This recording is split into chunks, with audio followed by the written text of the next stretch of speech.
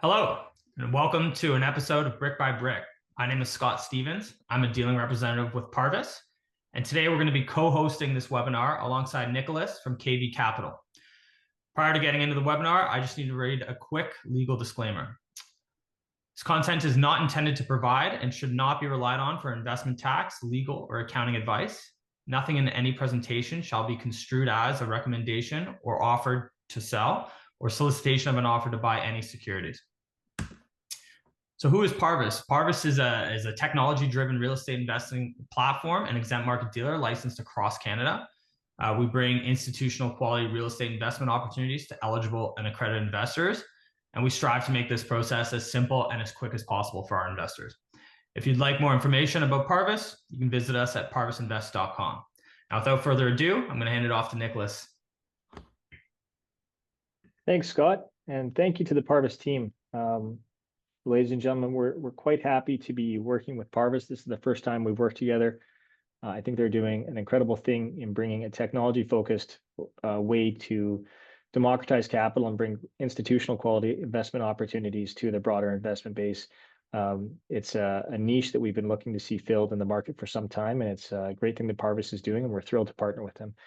Likewise, it's our first time taking a private equity fund that we would historically bring to our family office, ultra high net worth institutional investors to have them participate alongside us.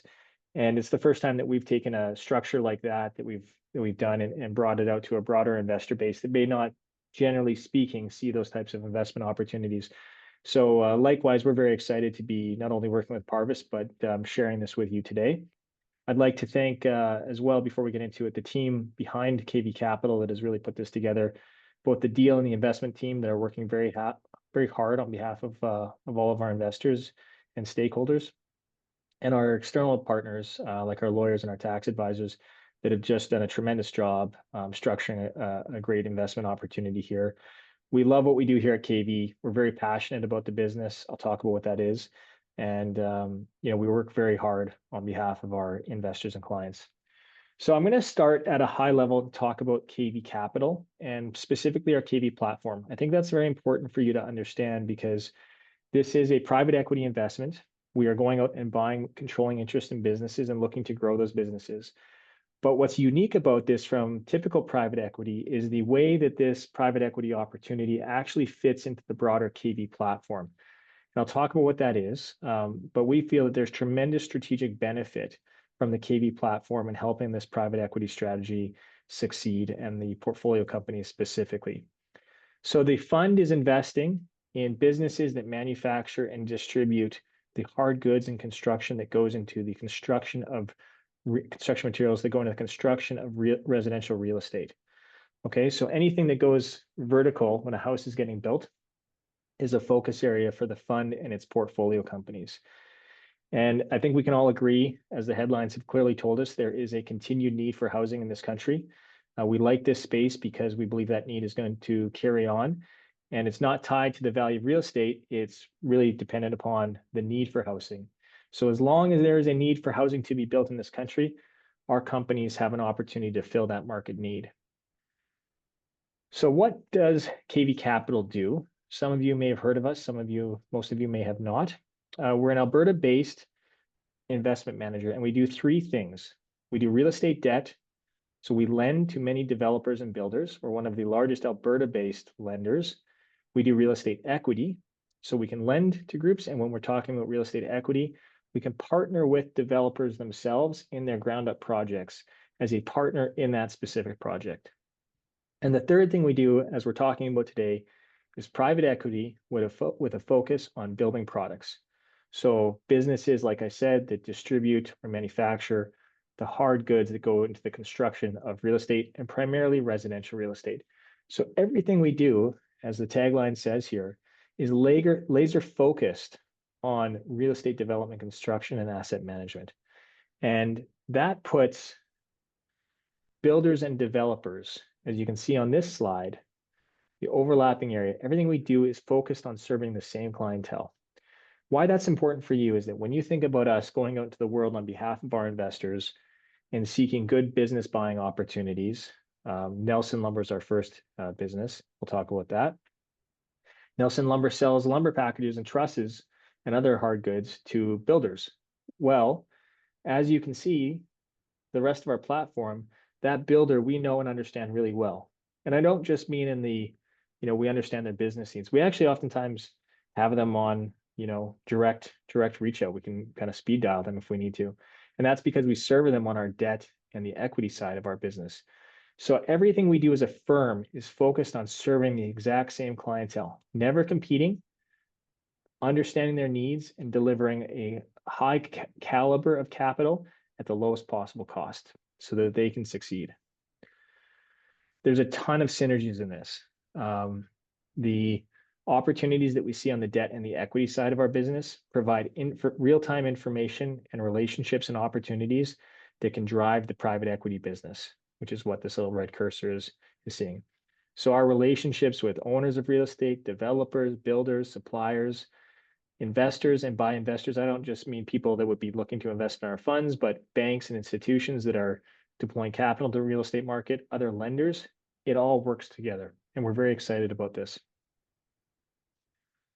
One of the things that I believe differentiates us in the market is not only do we have a high focus on good governance, but we actually go out and we try to find people that are true subject matter experts. I won't go into all these names. The slide in front of you are all the names of the various directors and investment advisory committee members that participate in one of our fund strategies. What I would encourage you to do, though, is just look at the profiles of these people online, and you'll see that we've structured the external oversight of the various investment strategies that we do with really high caliber real estate and private equity professionals. That's a real benefit to all of our shareholders in whichever fund strategy we have. But more so, sort of the second layer benefit of this is that each of these people is out in the world doing real estate deals, and that creates more network opportunities and synergies for us as a company as a whole. This platform, and skip back a slide here, this is really just getting going. We're a 15-year company, but this private equity strategy, this is the newest part for us, and it's really within the last couple of years. And so we're very excited to see where this goes, especially with all these connections. Speed is how we win. Why is this slide up here? Well, this slide is up here because in our world, serving real estate developers and builders, it's all about speed of execution. And on the other side of our world, working on behalf of our investors, you also have to have rigor and discipline and diligence. And so we operate in this great space. Real estate is a very capital intensive business, okay? Real estate projects of any nature require a ton of capital from the sponsors of those. So for them, they're all about how can I get my capital, my money into the project, get it vertical, get it sold, and on to the next one. So for those builders and developers, being quick to service them, being quick to provide them what they need to get their project going, what they need to get their project sold, that's critically important. We apply that lens across everything we do. So much so that speed is actually one of our core values as a firm. Not speed for speed's sake, but we are fast. If you look at our company values, it says we are fast at delivering for our clients. And that's an example of how we take the overarching knowledge of the client base that these portfolio companies sell to and constantly seek to serve them better. So when we think about our business on the debt or the equity side, we're thinking about how can we deliver to the market faster? And then we apply that same mentality to these portfolio companies that we're going to be looking out to the world to buy. This slide is up here because it's very important that you understand the structure of what it is you may invest in. And we're always happy to have specific one-on-one conversations with yourselves and your dealing representatives. So the Access Fund, which is the subject of this webinar, is right here. It's this little triangle, KV Building Products Access Fund LP. That is where you would come into the investment opportunity. That is what you're buying limited partnership interest in, okay? That fund is actually investing in a subsequent fund underneath, which you would refer to as a feeder fund. Or sorry, the Access Fund is a feeder fund. So it's this master fund, underlying master fund, that is going out and buying the portfolio companies, okay? The reason I like to differentiate that is because The master fund itself, as you'll see on this slide, is intended to be $100 million. Of that, we've raised $40 million in the master fund itself. So when you're investing into our access fund, what you're actually doing is you're indirectly investing alongside our large family office, high net worth, and institutional investors that have invested in the master fund level and perhaps at the Nelson Lumber or other company level. Okay, so even though you may be investing $25,000, $150,000 for Class A or B in the access fund, what you're actually doing is you're investing alongside the investors that have put $1 million plus commitments into the master fund. Okay, so you can think of the access fund as a feeder fund for the master fund. So you're indirectly participating in the ownership of all of these companies. Okay, so in the materials, you may see reference to this master fund, and it's just important that you understand how that structure is laid out. This is not our first time at private equity. We have done 2 other funds, one of which is currently still going through its life cycle, and the first of which has gone through sort of full acquisition to exit. So Fund 1, we delivered a 23%, have delivered so far a 23% IRR to our investors. IRR, you can think of that like compounded annualized return. So it's like getting 23% on your money year over year. That fund acquired 4 businesses. It was a small fund, as you can see. This was our first foray into private equity. We'd done a lot of real estate equity or a lot of real estate debt and other investment opportunities beforehand. And this was our first foray into private equity. So that fund acquired 4 businesses, 2 of which were sold, one of which was wound down, but the workforce was transferred to another business, and the 4th of which we actually still retain today. So today, investors in Fund 1 have received all of their cash back, all of their invested capital back, plus a 20% IRR on that capital. And then we still retain a 4th business, which is very profitable. And when that business sells, it'll work out to be about a 23% IRR. Fund 2 was launched in 2023. It was meant to be just a small fund focusing on diversified businesses. We launched Fund 2, and then we subsequently decided to focus specifically on the real estate building products channel that we're in today. So Fund 2, fairly new, $10 million of investor capital raised there, and we're into 3 businesses actually. But we won't be carrying on with Fund 2. We're really focused on the building product strategy today. This is in the materials, and happy to answer questions about this is the businesses in Fund 1, about our experiences there. So now on to the KV Capital platform itself. You're seeing on the screen here 4 engine gears, and that's because we think of the platform as an engine for value creation. Everything working together to drive value for the portfolio companies and subsequently for the investors as well. So we'll talk about each of these things, sort of our real estate foundation, our regional market insight, our expertise and relationship, and our focused portfolio. As I'm going through these slides, it's just important for you to remember that what we're talking about here, the investment opportunity today, is these building products companies. So always be thinking about how you're tying, how what I'm talking about here ties back to helping these companies grow. So first, the first block is obviously, like I said, our real estate foundation. We have an excellent platform staffed up of extremely talented and smart people based here in Alberta. We've got about 65 people. We've been doing this type of business for about 18 years. Most of that 18 years was spent on real estate debt, so financing developers and builders for their projects. And today we're around 700 million in assets under management. We've funded over $2 billion of investments. And we see on average well north of $3 billion of real estate development pipeline. And so what that means is the total volume of deals that we see on the real estate debt and the real estate equity side is well north of $3 billion. Now, we're not funding all of those. We fund a small percentage, but it does mean that we have an incredible insight into what the market is doing, which developers and builders are going forward on which projects, how those projects are going. And that institutional knowledge that we have as a 65-person firm can help filter its way down to our various portfolio companies. The sweet spot for us is when the system is talking as a whole, and we're able to share information on one side of the business, not specifics, but just sort of market intelligence back to other areas of the business. We are an Alberta focused group, and we believe that's a great place to be. We've been investing in Alberta since 2006. We've been doing real estate debt since about 2009. And, we think that this is a fantastic place to be relative to Canada. So as we all know, Alberta has gone through some tough times in the early 2010s, 2015 to about 2018 or so, as energy markets adjusted. People think about Alberta as having a tremendous competitive advantage in the economy when it comes to energy. And while that's true, what we here in Alberta often feel like actually is our competitive advantage is our people and our affordable cost of living.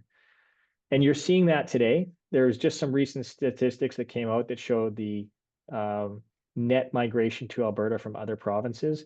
And unsurprisingly, Ontario and BC, people are moving from those provinces to Alberta in droves. And you see that with this chart here in the bottom right corner. And you're seeing, of course, net international migration, although there are some caps coming from the government. Alberta still remains quite positive in that space because we haven't relied on it so much in the past. So we have a lot of room to grow. What's driving this migration? ATB Financial, which is a large Western Canadian financial institution, recently came out with some statistics that show it's actually not an energy cycle, it's really affordability. And the beautiful thing about Alberta is that if you look at our two largest municipalities being Edmonton and Calgary, those cities, the administrations of those cities actually tend to lead the country in permitting approvals, the timeliness of those permitting approvals. So the real tragedy of the housing crisis today is if you look at a place like Ontario that needs more and more housing, they're actually building less this year than they built last year. And that trend is not predicted to slow down.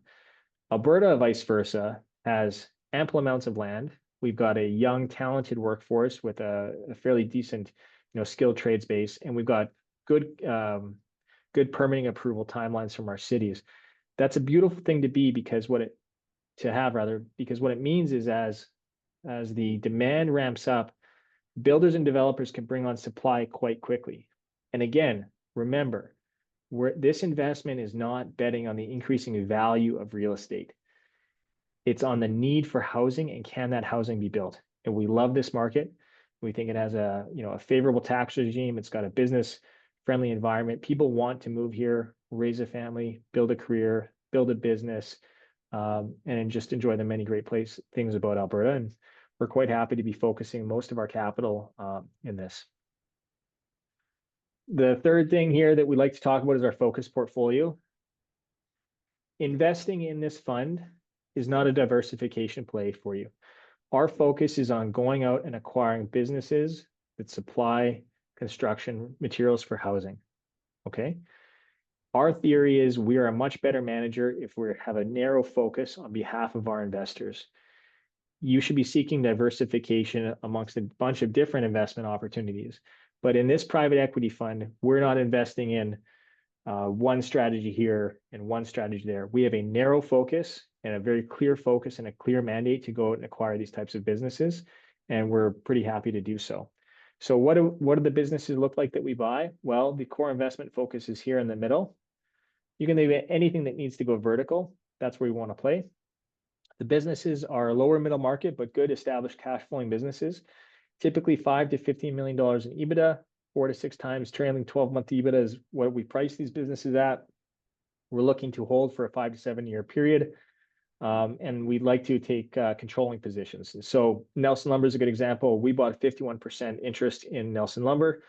Our partners in that are two private equity arms of like conventional banks. So one would be BDC, Bank of Canada, and ATB Private Equity. So their private equity arms have partnered alongside us and they have minority positions. And then the vendors retained a 25% minority interest as well. So we are always seeking to be the controlling shareholder in these businesses. That's important for our investors to know. We really like this space because there's often been a lot of founders that have started these businesses and continue to lead them today and do not have a clear succession plan. So we can go to them, these entrepreneurs that have built these fantastic businesses but no clear succession plan. We can go to them and explain to them very clearly how this fits with our portfolio. They can stay on for a minority piece and participate in the growth and upside of this as we integrate these companies into our overall platform.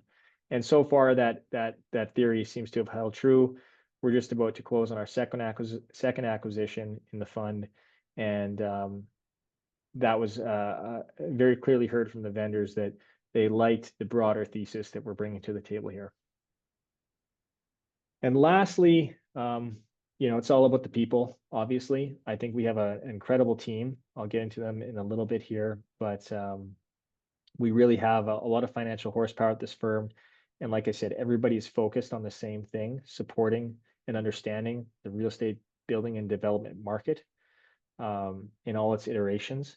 And so that breeds sort of a compounding effect of knowledge and skill sets. When I think about the private equity, sorry, before I get onto that part of it. So this is how we think about what we call our engine of value creation. You've got our 4 blocks that underpin the entire strategy. And over time, we believe that this will give our portfolio companies a distinct competitive advantage versus their peers and will lead to market outperformance. This slide here, we can talk about it if you review it during the materials, but effectively this is sort of how we look at businesses at a high level. We're not seeking every business. There has to fit certain parameters of our overall strategy. We are constantly in the market looking for new opportunities. One of the great things that we've heard recently is that, like I said, vendors tend to understand the rationale of the platform and the strategy. They're very excited about that. But also because we've been doing this for a while and we've got a lot of financial horsepower in the firm, we have a good track record of investment. There's a certain level of discipline that comes with this stuff. And oftentimes we won't be the most competitive bid from a dollars perspective because we don't want to overpay for companies. We'll get outbid at one stage, and then oftentimes that company will come back to us again as the vendors realize that although somebody may have agreed to pay a higher price, might not be the right partner for them. So it's a really disciplined deal process that we have. Nelson Lumber is the first business that we acquired. So you can think of yourself as being, if you come into this fund, you become an indirect owner of Nelson Lumber. So you become an indirect shareholder of Nelson Lumber. It's a great business. It's a 75-year business. It's several locations throughout Alberta. It's been through every cycle that you can imagine over the last 75 years in Western Canada, and they have a great brand. It's a really good bones of a business.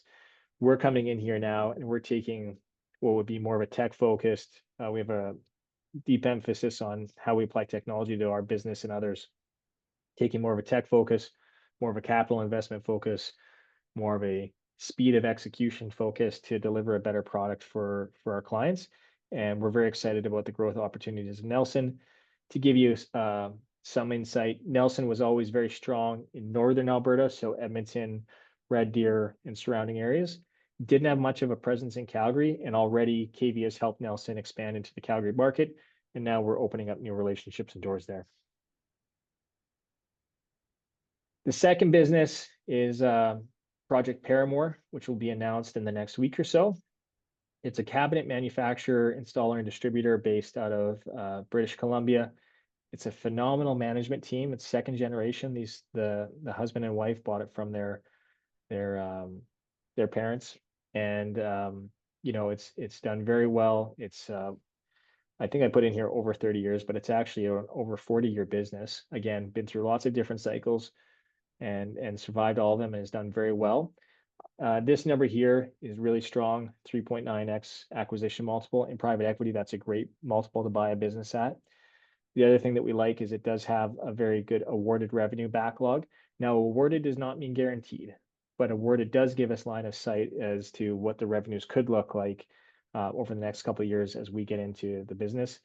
And then the second thing I would like is that the vendors are rolling 20% of their equity into the business. So it's a great fit for our platform today. It's a really strong management team. We're very excited to work with them.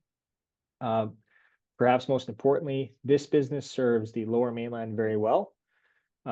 It does not currently have much of a presence in Alberta. So again, we will be able to tack it into our platform and help it grow new relationships while it continues to do its thing in the Lower Mainland.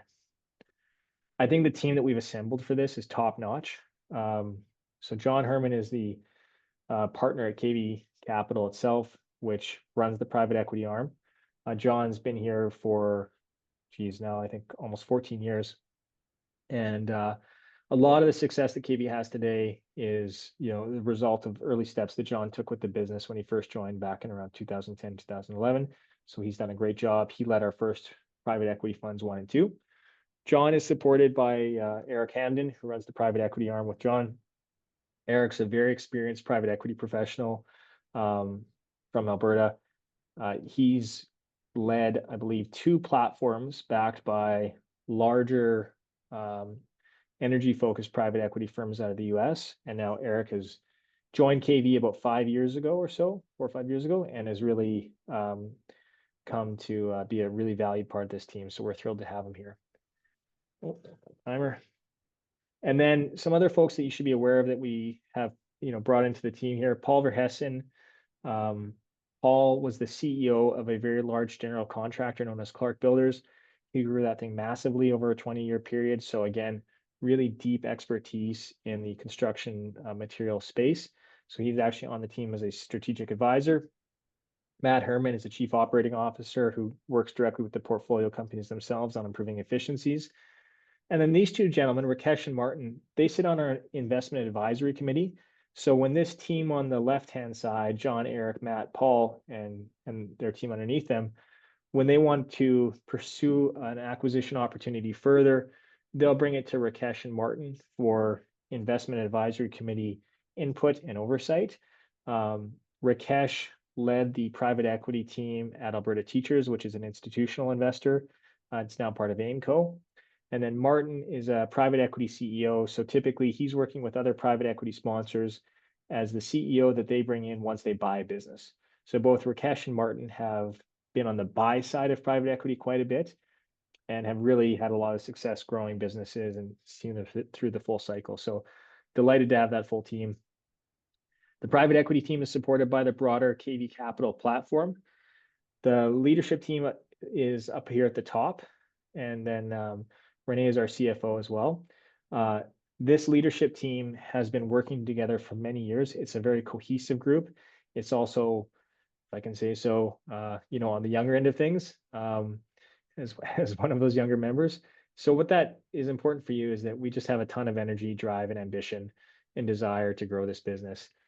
This team is supported by our broader KV Capital team, Catherine, Mike, Colin, Wayne, and many, many others, just absolute rock stars. We've got an experienced, seasoned, cohesive leadership team supported by great emerging managers, such as these individuals, and we're just delighted to work with them all.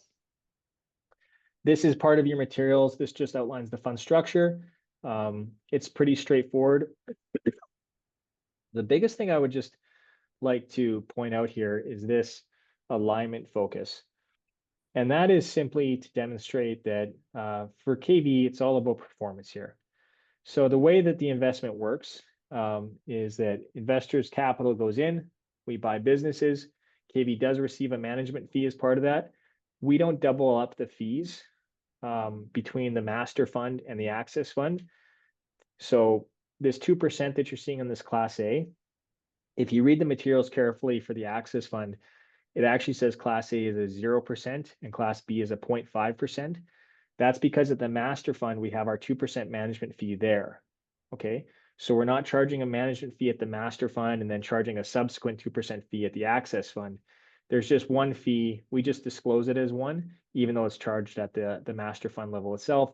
I think that's a very fair approach, and we just want to be transparent about it so that you don't worry that you're being double feed.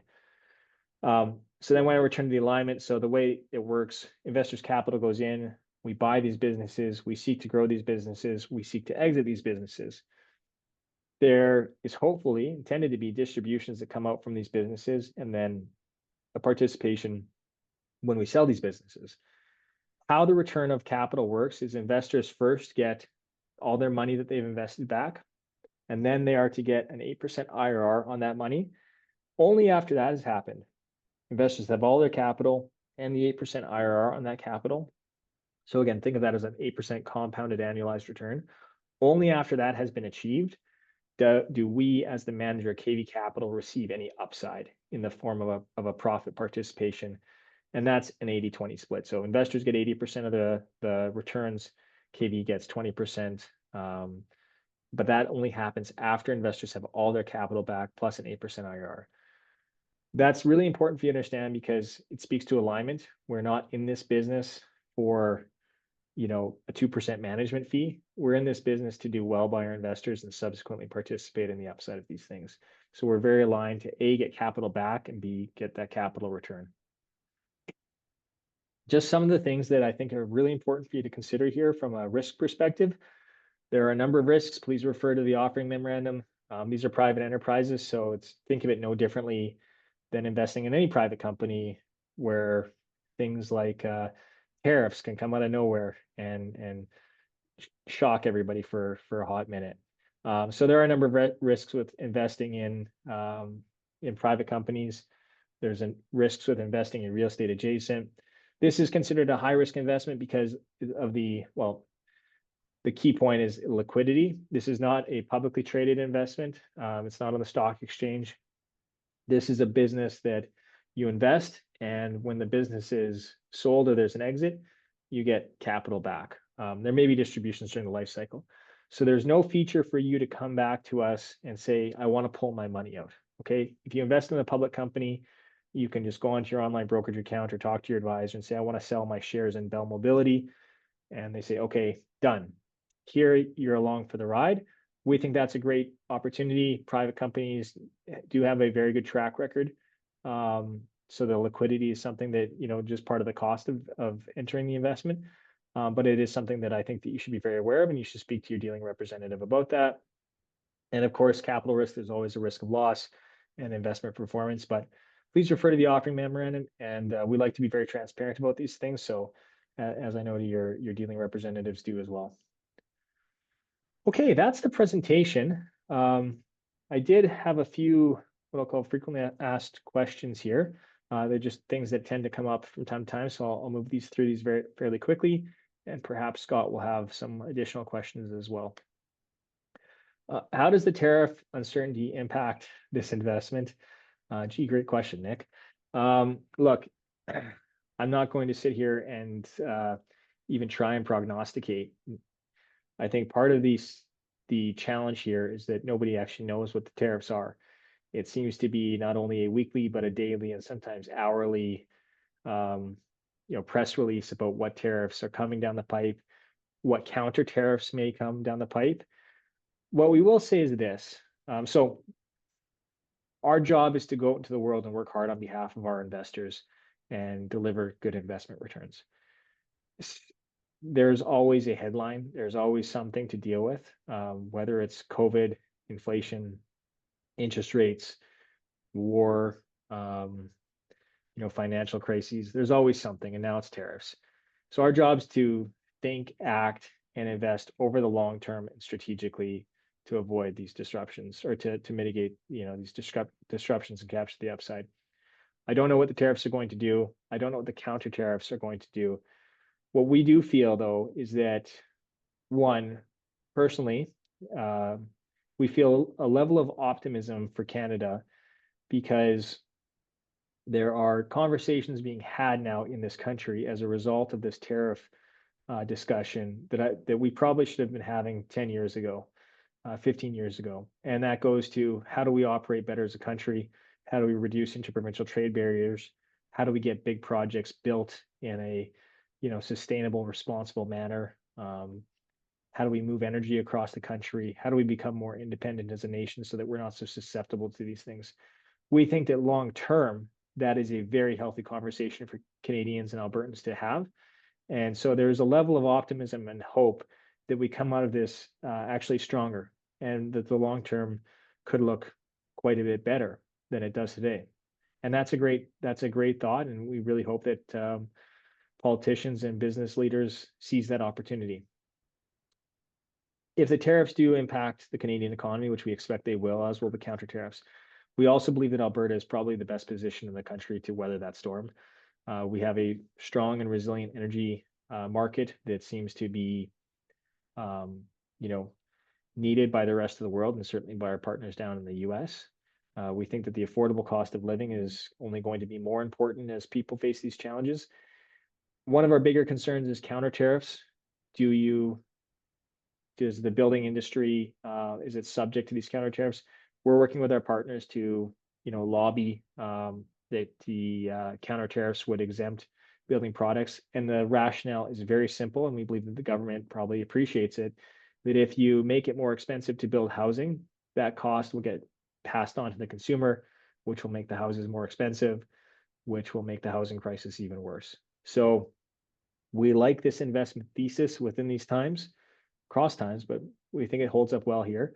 And we like the position, the where we are in the country and where we are focused and the strength of our relationships in that market to carry forward.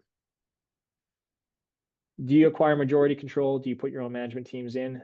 So the first question, yes, we seek to acquire majority control with this fund, as I mentioned earlier. That is part of the idea. There may be some small amount of capital that we allocate to minority growth investments, but generally speaking, we're always looking to acquire majority interest in these businesses. Do you put your own management teams in? We've done it all ways. It really depends on the nature of the business we're buying. Sometimes there's an emerging talent, cohort of talent that's coming up the ranks that we can groom and allow to take over. Sometimes the vendors are just looking for a capital and growth partner, a strategic partner. And sometimes we do put in an external CEO, which we've done at Nelson, for instance. They have a great operations team, but we brought in someone that really has experience growing businesses, not just managing steady state. And so we've done it always. The length of time for this investment and what is the exit? Just length of time. So you should be thinking in your mind about a 6-7 year investment horizon. So it's going to take us 3 years to go out and finish buying businesses. It's going to take us a bit of time to grow those businesses, and then we look to exit them. Now, this exit, so it is a long-term investment. There are some extensions available if the market is not appropriate for an exit for whatever reason. But again, as I said earlier, we're quite motivated and aligned to get capital back to investors. So we don't want this to be an indefinite in perpetuity thing. The fund does have a life horizon. Now, the exit is very interesting. The exit, this is a closed-end fund. So there has to be an exit at the end of this fund. But if you look at the KV Capital platform and it's growing, we're about to launch an office in Ontario to expand our presence there. We're likely to do the same in Vancouver. So we're moving across the country. We're taking the great talent of this people and always looking to add, more and more better people. If you look at this and say, okay, well, KV has this platform. It's got debt and equity. It serves the same clients, everything that I've talked about. And it's going to invest into these building supply chain companies. Well, why would I want to miss the opportunity to carry on with KV long term? And that is something that we want to be transparent with investors about.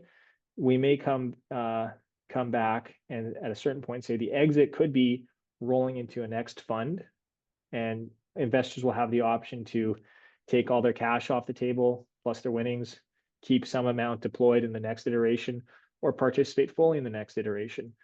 I say that because that is something that we're always thinking about. Is there an opportunity to own these businesses long term? But investors have come into this business today on the basis of an exit, and we will provide an opportunity for an exit. And there's lots of different ways that can happen. Could be to a third party buyer. We may just look at this and say, this is a business that we want to just maximize today's returns and kind of not do this any further. But it is on our mind to grow these businesses long term. And I think that this is a great opportunity for investors to get in at the start. If I can be that forthcoming. Will there be distributions during the hold period? This is also something that I think is just really important to be transparent and for everybody to be aware of. Our intention is for there to be distributions during the holding period, not just at an exit of the business. But these are private companies, and I can't predict with any certainty what cash flows will be year over year over year. So you should invest you should not invest on the basis that you're going to get monthly or quarterly distributions, because certainly for the first 1 to 3 years, that is not going to happen. The first, several years of owning these businesses, we want to reinvest into the businesses for growth and pay down debt so that they're more resilient. Once we're into that first phase, the cash flows can be substantial, and we would like to distribute cash back to investors. I just can't offer any sort of guarantee. So you should invest on the basis that the bulk of the wins come at the end, because the bulk will come at the end. And if we can get distributions during the whole period, that is great. But do not make a decision on this investment that there will be distributions during the whole period, because I don't want to make that commitment to you and look like we didn't fulfill a promise. We are intending to do that. We just can't control these things. The expected tax treatment of this investment. Again, you should speak with your tax and legal advisors about these kinds of things, because tax is always a very it's sort of really dependent upon the investor. Generally speaking, when there's an exit of a business, when it's sold, that is capital gains. And then generally speaking, if there's distributions during the hold period, that is dividend income. So that would be the two types of tax treatment that we would generally expect to see out of this. There are our contact us. I just want to say thank you again to all of you for participating in this webinar. We are very happy to chat, one-on-one with you and your dealing representative about this and about KV generally, and just continue the dialogue. Like I say, we're a small Alberta company trying to continually grow, and we just appreciate everyone's support and interest in this. And the more we invest together, the more things that this country can do. So thanks again for your time today, and thanks Parvis for putting this on. Scott, before I go, I'll open it up to you for any questions. Nicholas. Thank you very much for that very insightful presentation. I don't think we have any other questions, so I'm just going to wrap up by saying, if you'd like to learn more about KV Capital, please do reach out. You can reach out to me directly, scott.stevens@parvisinvest.com, or you can reach us on our website, parvisinvest.com, where we have lots of more information about KV Capital. So thank you, everyone, for taking the time to join us today, and thank you, Nicholas. Thanks, everyone. Have a great day.